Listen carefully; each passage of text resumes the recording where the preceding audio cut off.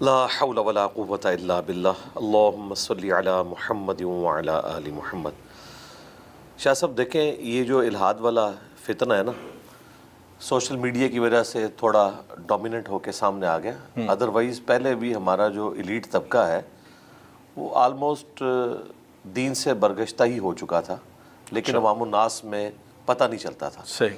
Universities میں جو لڑکے اور لڑکیاں تعلیم حاصل کر رہے ہیں، ان میں سے جن لوگوں کا صحیح طریقے سے ریلیجس بیک گراؤنڈ نہیں ہے تو انہیں تو بس ایک دھکا دینے کی ضرورت ہے۔ اس کی وجہ یہ ہے کہ جو دین اس وقت اسٹیبلش مارکیٹ میں اویلیبل ہے وہ اسلام کی بگڑی ہوئی شکل ہے، اس کا اسلام سے کوئی لینا دینا نہیں ہے۔ ٹھیک۔ آپ دیکھیں نیشنل جغرافک چینل کے اوپر اور ڈسکوری چینل کے اوپر بھی، ہسٹری چینل کے اوپر بھی جو اسلام کی پکچر وہ پیش کر رہے ہیں نا، وہ یہ پیش کر رہے ہیں کہ درگاہی نظام ہے جس میں لوگوں نے کپڑے بھی پورے نہیں پہنے ہوئے، پاؤں میں گھنگرو باندھے ہوئے ہیں، ہاتھ میں ڈنڈے پکڑے ہوئے ہیں، داڑھی بھی ان کی اسی طریقے سے میلی ہے، کپڑے بھی ان کے میلے کچیلے ہیں، اور آنکھیں بند کر کے بیٹھے ہوئے مراقبہ کر رہے ہیں، اور عورتیں بھی آ کے ان سے ہاتھ پھروا رہی ہیں۔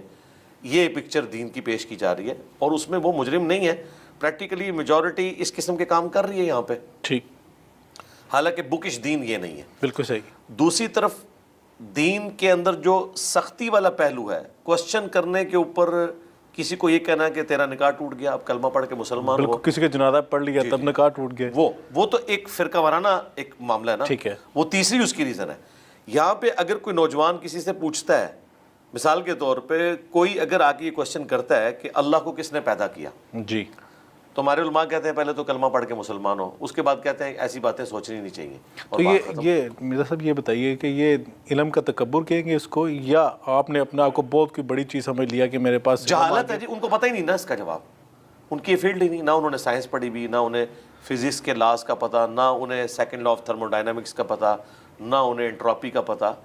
ان ساری چیزوں کو میں نے مختلف ویڈیوز کے اندر ایڈریس کیا ہے، میری تو ویڈیو باقاعدہ اس ٹاپک کے عنوان کے ساتھ ہے، ہو کریٹڈ لیکن کلی طور پہ بھی تو ایسا نہیں کہا جا سکتا کہ جو ہمارے اتنے بڑے بڑے مدارس ہیں ان کے اندر بہت بہت جید علماء کرام بھی موجود ہیں، کلی طور پہ تو ایسا نہیں ہے، لیکن اس کے باوجود بھی آپ دیکھتے ہیں کہ الحاد بہت زیادہ پھیل چکا ہے۔ دیکھیں جو جید علماء کرام ہیں نا، کاش وہ کالجز اور یونیورسٹیز سے پڑھے ہوئے ہوتے اور انہیں ریئل ٹائم لوگوں کے کوسچنز کا پتہ ہوتا، انہیں ایڈریس کرتے۔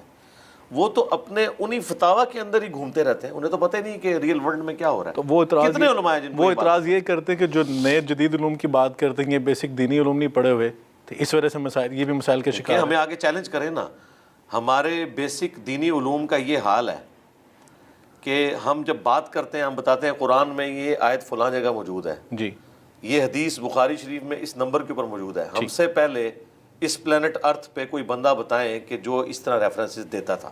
ڈاکٹر ذاکر نائک نے دیے، وہ بھی انہوں نے کمپیریٹیو ریلیجن میں، ود ان ریلیجن۔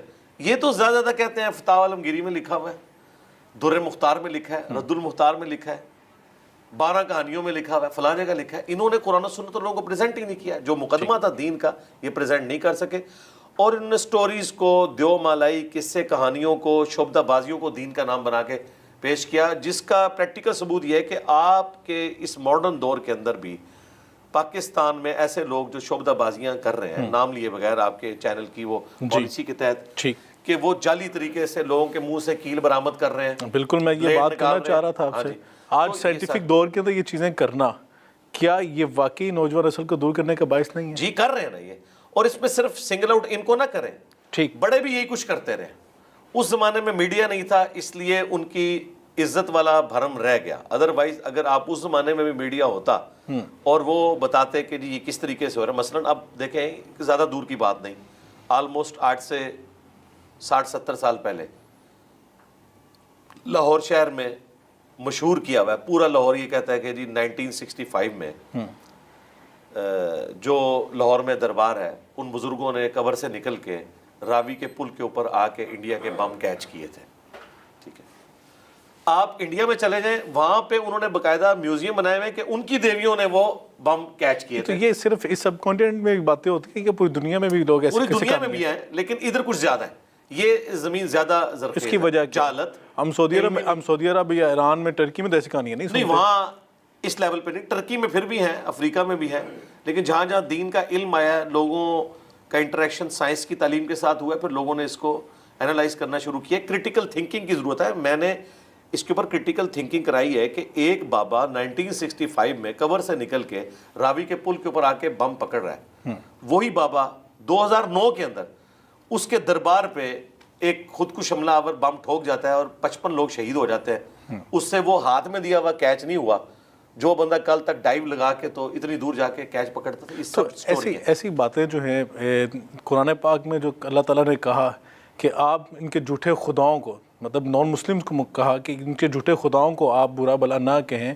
یہ جواب میں آپ کے سچے خدا کو برا کہیں گے. تو کیا ایسے جو محترم شخصیات ہیں مختلف مسالے کی, ان کو نام لے کے ٹارگٹ کرنا یا ان کے اوپر ان طرح کی باتیں کرنا, تو اس سے آپ کو کیا لگتا ہے کہ اسے جو معاشرے میں انتشار یا خلفشار نہیں پیدا ہوتا؟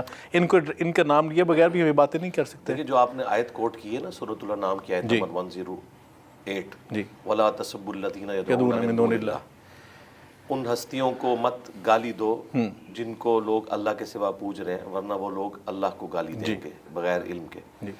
یہ آیات کافروں سے متعلق ہے کہ آپ کے جو کمپیٹیٹر دوسرے ریلیجن کے لوگ ہیں نا, ان کے ساتھ آپ نے اگر ڈیبیٹ کرنی ہے تو آسان طریقے سے کرنی ہے, ود ان ریلیجن نہیں ہے.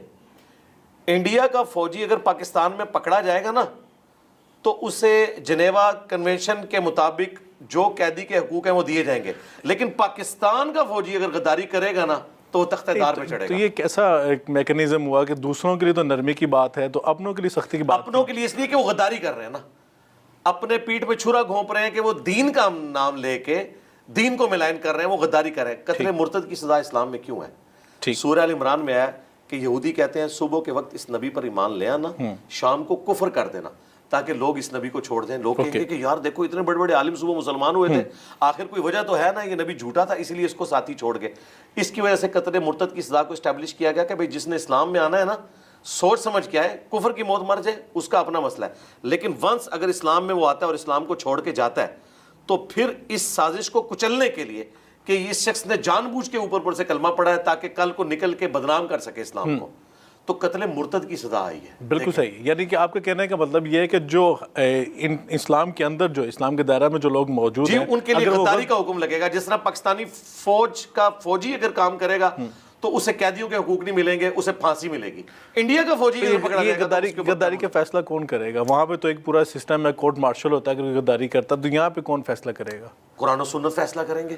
قرآن و سنت بتائیں گے کہ شریعت کی ہر مسلک کے اپنا ایک فیصلہ. نہیں بالکل واضح. دیکھیں کوئی مسلک اس کے اوپر اختلاف کرے گا کہ قتل ناحق کی سزا ہمیشہ کی جہنم ہے, سورۃ النساء میں آیا ہے جی, یہ تو بالکل فیصلہ ہے اللہ تعالیٰ کا.